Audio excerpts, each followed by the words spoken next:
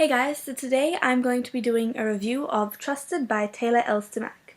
Basically, this book is about a 15-year-old girl called Tegan Summers, and she lives in this town of Sunnymead, and not much happens, and it's quite a small town and everyone knows everyone. And she meets this guy called Rake Johnson, who is the local radio host. He's hot and he's in college and he likes her. And they're getting on really well, and yet there's always this force pushing her away from her relationship. And the same day she meets Rake, she meets this guy called Officer Damian Sanders. And he urges her to trust him to end her relationship with Rake, and he's very mysterious, and there's a whole big thing. And I guess the main story is about choices and how the choices you make affect you, and about your inner gut feeling.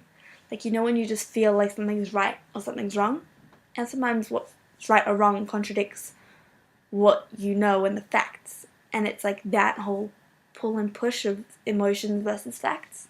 So yeah, I feel like that's what the book was about. It had a few grammatical errors the first time I read it. I think it might have been updated. A few grammatical errors like could have instead of could have, which pisses me off. But I mean, it wasn't bad, especially considering Taylor self-published, and I've seen plenty of bad self-published books. The page turner, it had me reading late into the night and had my parents yelling at me. It happens a lot, unfortunately. The thing that I really loved was the fact that I had no idea who was right or wrong. And there was Rake and Damien, and Rake and Damien, and Tegan, and caught in the middle. And when you read a book, you always have one favorite. And you know who you want your character to end up with. You want them to end up with boy A or boy B. Or if there's no love triangle, then situation A or situation B, and you know where you want it to go. And you know that eventually it's probably going to get there, but it's just about how many twists and turns you can take on the way. The thing I loved about this book was that there was such a balance between the two that I had no idea who I wanted her to be with.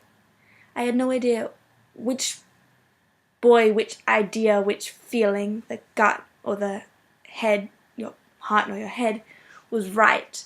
And it was just that whole feeling. I can't tell you who I think is right and who I think is wrong. And I feel for both the characters, I'm just oh, what am I supposed to do now? Just sit here and look at the book it's gonna give me answers, but it's not, because I have to wait for the second one, which, by the way, guys, is coming out Thursday. I'm really excited. Well, it's aimed to come out on Thursday. Taylor's aim is to get out on Thursday. I mean, I think this book is labeled as Christian fiction. I saw that, Christian fantasy or whatever. I saw that on someone's review. It's really not. If you've heard that, it's wrong. I mean, I'm not a very religious person, and I found it easy to read. There was nothing there that totally bugged me. So if you're looking for religious fiction, not quite making the mark. Mystery, yes. Suspense, yeah. Romance, yeah. Less paranormal, more supernatural. By that I mean there's no werewolves or vampires or devils or angels or anything, but there is a supernatural, so beyond our realm kind of ideal about it. I thought the first time I read it I was expecting paranormal, which I didn't get, which kind of disappointed me a bit because I was in a paranormal mood, but having reread it, it definitely meets the mark. The other thing that really got me, my wow factor of this book, is how relatable Tegan is as a character. And she's not like most stories are about in another world with aliens, vampires, and werewolves, and it's that's so cool. But that is not my life. That will never be my life, but it's really cool to read about someone else and pretend I'm them. But this book, I guess it's got a more relatable aspect. And the whole thing, it's not definitely going to happen to you. Probably it won't, considering there is some paranormal aspects to it. But you can get a whole load out of it. There's a lot that's relatable and that you can take to your own life. And by the way, thank you, Taylor, for writing this book. I admire every single author who's able to get a book out there, because authors, sorry guys, but tangent, authors put their hearts and souls into the book. Literally. their whole being goes into writing a book and publishing it. And you've got a little piece of their heart right here with you. So I want to say thank you to Taylor for giving us that little piece of her heart, and I look forward to more pieces of your heart.